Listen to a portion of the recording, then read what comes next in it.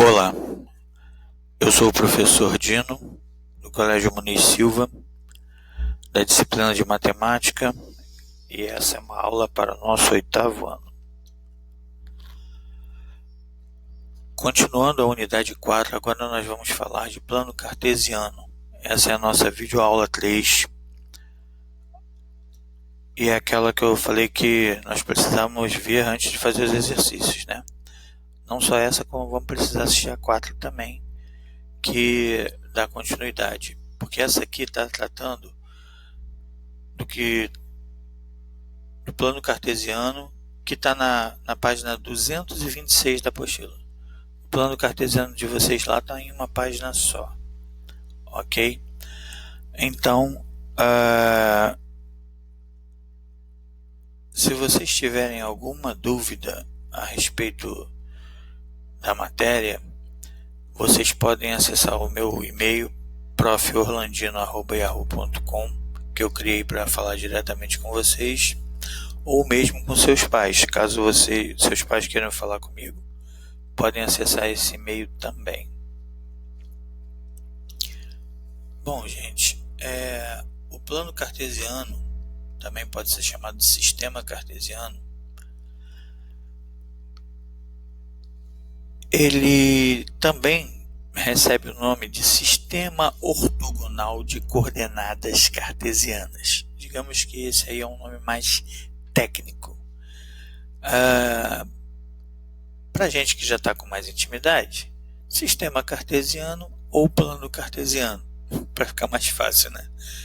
É como um apelido. Não, na verdade é um nome mesmo, mas só que é um nome menor, que será de grande utilidade para os estudos futuros. A gente vai precisar disso aqui daqui para sempre, tá? Em anos anteriores, nós estudamos os números reais representados por uma reta numérica. E essa representação geométrica é chamada reta numérica real.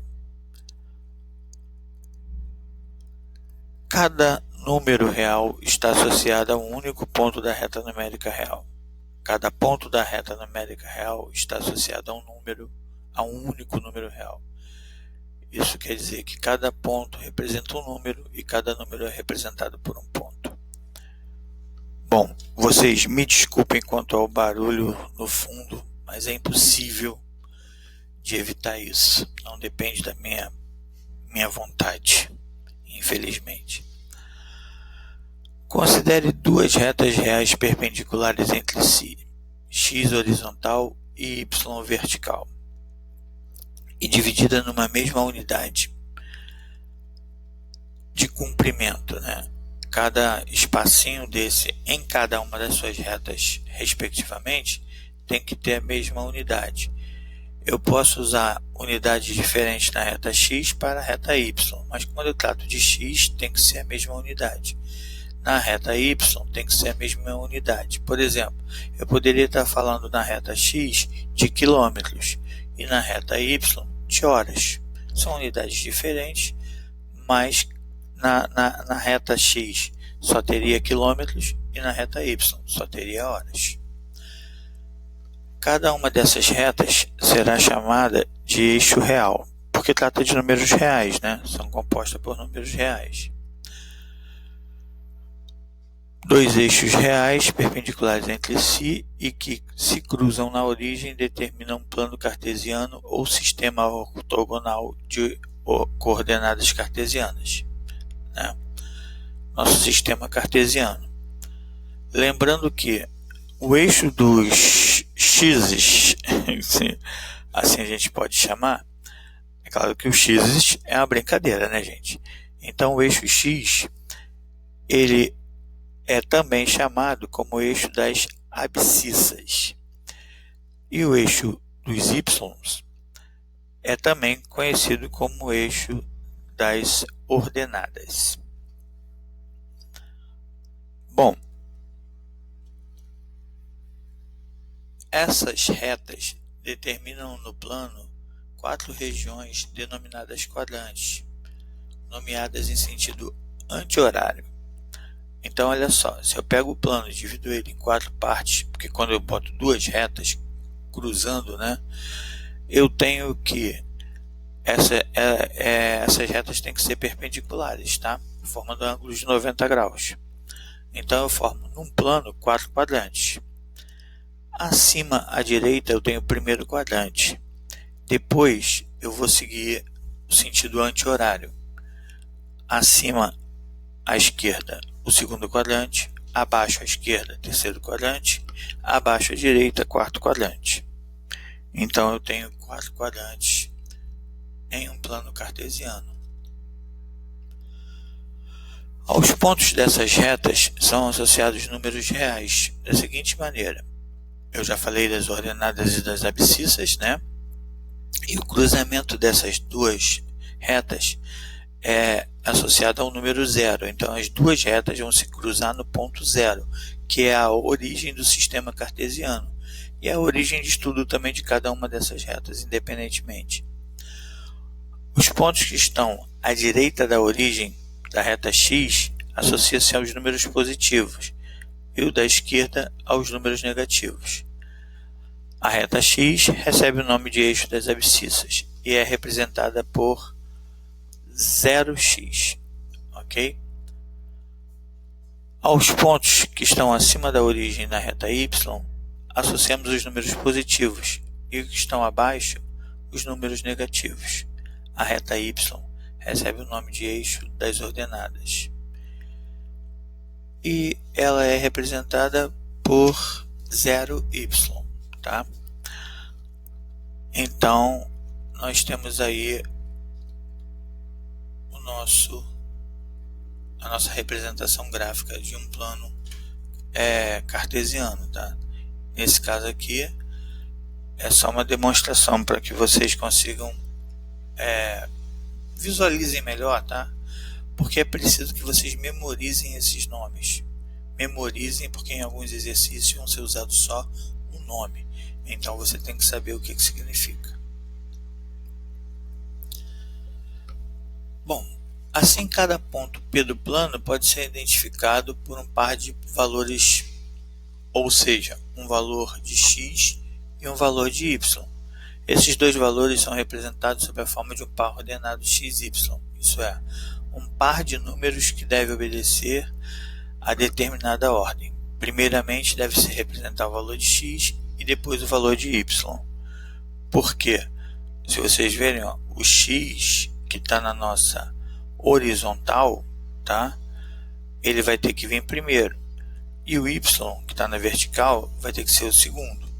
Se eu colocar uma outra incógnita diferente de x aqui, sempre quem vai vir primeiro é quem está na horizontal e quem vai vir depois, quem está na vertical. Ok? Então, para eu determinar aonde está esse ponto num plano cartesiano, eu preciso da coordenada. E a coordenada vai dizer o quê? Qual é a exata direção referente ao eixo x e qual é a referente direção do eixo y. Aí eu vou seguir eles, sempre formando 90 graus, né, de maneira perpendicular, até encontrar essa interseção aqui, que vai ser o ponto de localização, a coordenada. Aqui ao lado, no lado direito, vocês têm vários pontos já localizados, né, como exemplo para vocês verem aqui, ó, o ponto A, 4 e 1. Então, ó, o ponto A ele se refere ao 4 no x e 1 no y. Ponto B é 1 em x e 4 em y.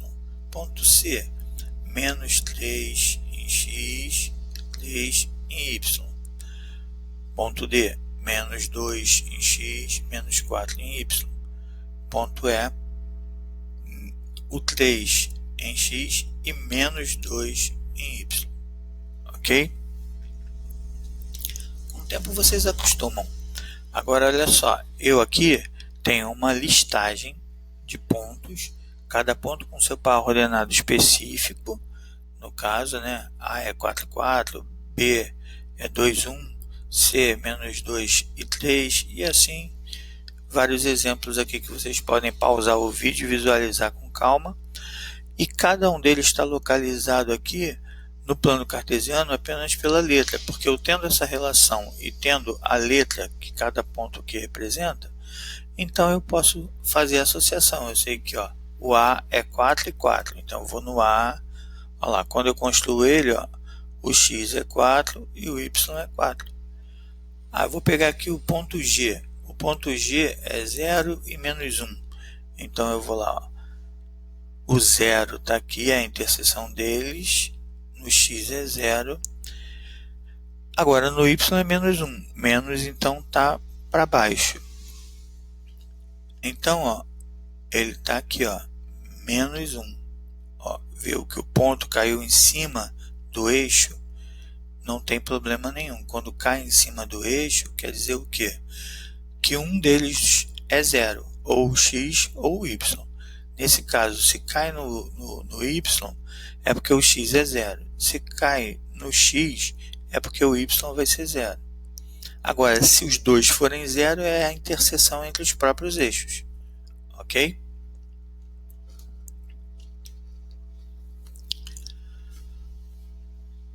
E para pôr em prática o que aprendemos, ainda precisamos do conteúdo do próximo vídeo. Ok? Novamente, é só para o vídeo não ficar muito longo e ninguém ficar com sono.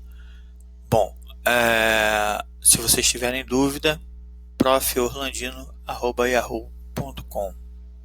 Bons estudos. Estejam bem.